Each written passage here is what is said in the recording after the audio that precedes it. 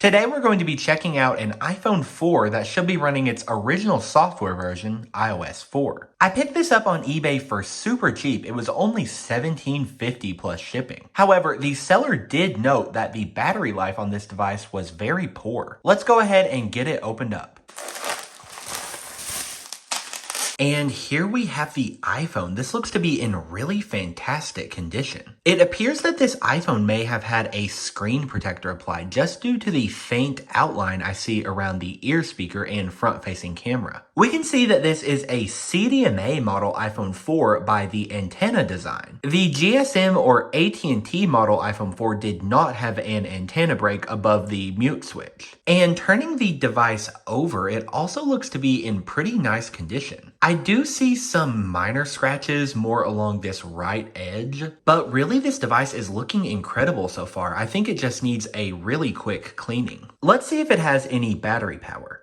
And it looks like it does need to charge. So we'll give the device some time connected to a 30-pin cable. Okay, well the iPhone 4 has powered up now. And it booted directly into this slide to unlock screen. From this lock screen alone, we can tell that this device is either running iOS 4 or an early version of iOS 5. And that's first due to this lock icon on the top of the screen. That lock was removed in iOS 6, so we know it's not that version. And the second indicator is this slide to unlock bar that takes up the whole width of the screen. Starting in iOS 5.1, there was a camera shortcut here. So with that camera shortcut, you had a smaller slide to unlock bar. But anyway, let's go ahead and slide to unlock now. Okay, and it looks like this iPhone has quite a bit of personal content on it. But we can tell it's running iOS 4 from the home screen by the presence of this iPod application. iPad and iPhones only had that iPod icon through iOS 4, as it was replaced with separate music and video apps in iOS 5.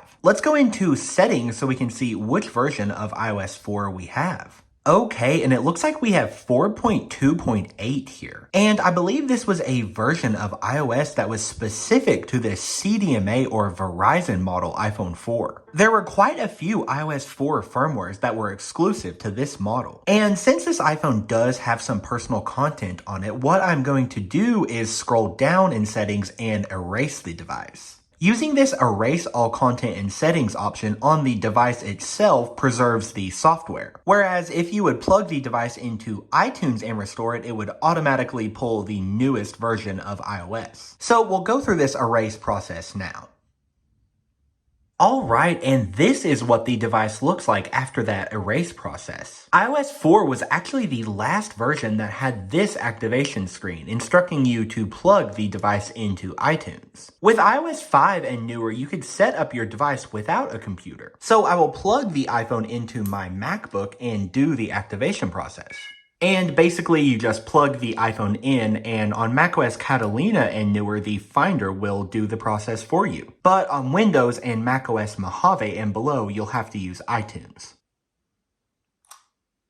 So here we have the iPhone freshly reset and activated. The iPhone 4 was released in June 2010 as the successor to the 2009 iPhone 3GS. And as you can see, one of the biggest selling features for the iPhone 4 was the all-new design. Whereas the previous iPhone 3G and 3GS models had a plastic construction, the iPhone 4 had an all-glass front and rear design. It felt like much more of a premium product to hold in your hand, and it was thinner than the 3GS as well. But as I mentioned earlier, this is known as the CDMA model iPhone 4. And this is a specific version of the iPhone 4 that Apple made for those CDMA carriers like Verizon. Previous iPhones like the 3GS and older were only able to be used with the GSM AT&T carrier. But this Verizon iPhone 4 model was not available at that June 2010 launch. It was actually released the following year in February 2011, and it was visually distinct from the AT&T iPhone 4. So as I mentioned, there is no antenna break above the mute switch on the AT&T model. There is rather one on the top of the device next to the headphone jack and microphone. And here on the right side of the devices, the CDMA model had an extra antenna break on the top. It also really strangely lacked a SIM tray like the GSM model had. The CDMA model iPhone 4 had different model identifiers with A1349 here versus A1332 on the GSM model. There was also no FCC labeling on the CDMA model. Another late addition to the iPhone 4 lineup was the white model. It would come almost a full year later from the initial release in April 2011.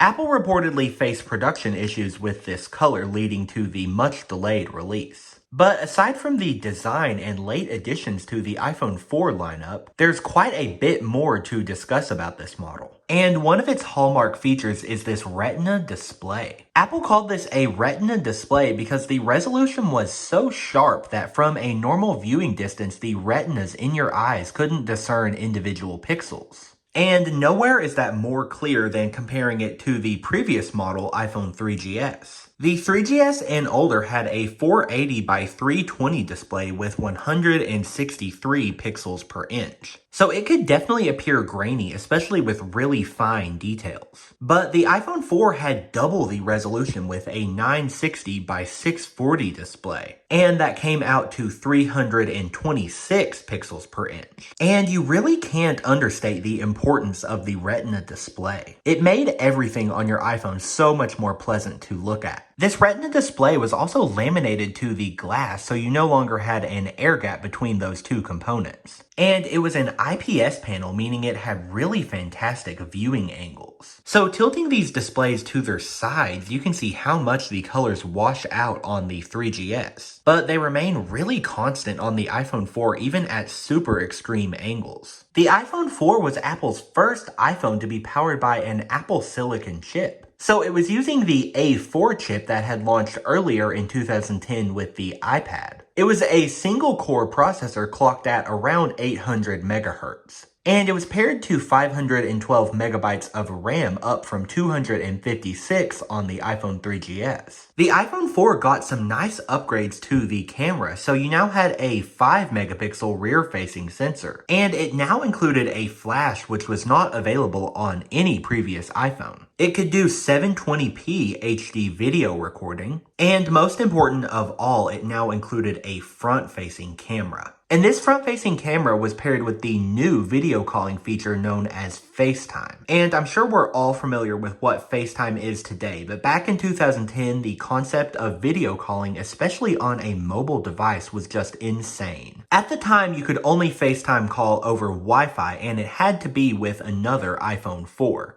But of course, it later spread to the iPod Touch as well as the iPad. And FaceTime really did revolutionize the way we connect with others, so it's so awesome to have the very first application of it here on the iPhone 4. You could get your iPhone 4 with 16 or 32 gigabytes of storage. And it launched at a price of $199 for that 16 gigabyte configuration with a 2-year carrier contract. Apple dropped the base storage amount for the iPhone 4 to 8 gigabytes with the release of the iPhone 4S. And at the same time, the price of this iPhone 4 dropped to $99 on contract. It would see another price drop in 2012 with the release of the iPhone 5 to free on contract. And it was discontinued altogether with the release of the iPhone 5S in 2013. The iPhone 4 did have a few controversies during its lifetime, the first of which took place before the device was even released. In early 2010, an Apple employee accidentally left behind a prototype of the iPhone 4 in a bar. It was later taken by an individual who went to sell the device to the tech website Gizmodo.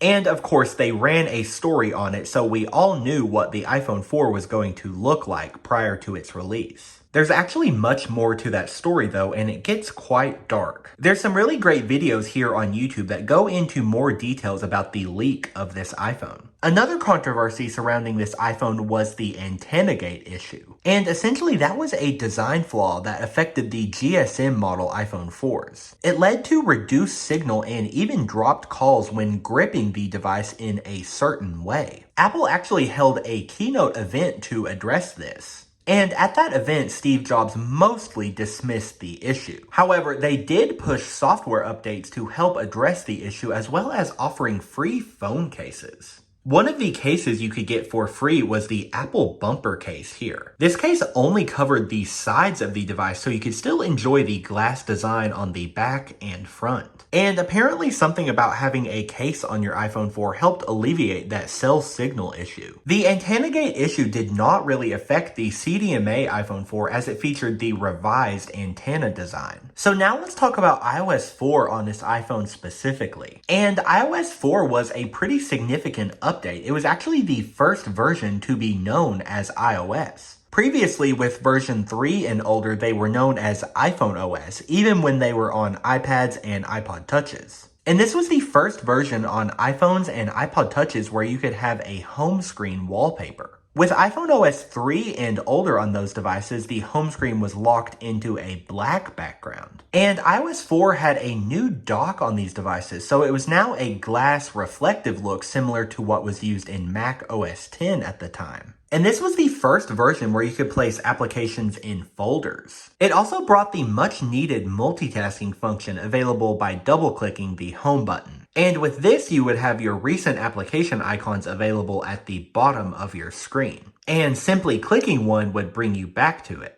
To close out applications with this multitasking, you would have to hold down on them and press these really small red minus buttons. It also featured some quick access controls by swiping left. Let's check out the default wallpaper selection here on iOS 4. So you have 27 images here to choose from. Of course, these water droplets were the default, but you had a lot of other nice kind of textured and nature-themed wallpapers. I've always really enjoyed this blue dot wallpaper, and I think this peacock feather is really nice for showing off the quality of the Retina display. But for this iPhone, I went with this blue mountain wallpaper, as this was actually the wallpaper on the device before I erased it. The iPhone 4 actually received software updates through iOS 7 in 2013. But unfortunately, it really doesn't perform too well on this version. And it didn't support all of the nice blur effects from iOS 7. It kind of had this simplified gray look. The battery on this iPhone has actually been performing really well even here 15 years later. I haven't experienced any unexpected shutdowns, so I'm not too sure why the seller listed it as having a battery issue. So that pretty much concludes my look at this iPhone 4 running iOS 4.2.8. This definitely goes down as being one of the best iPhones ever made, with its really timeless design that was such an improvement over the 3GS. And of course, the incredible quality from the Retina display. Be sure to get subscribed and hit the notification bell if you want to see more legacy iOS devices running their original software versions. Thank you so much for watching, and I'll see you guys in the next one.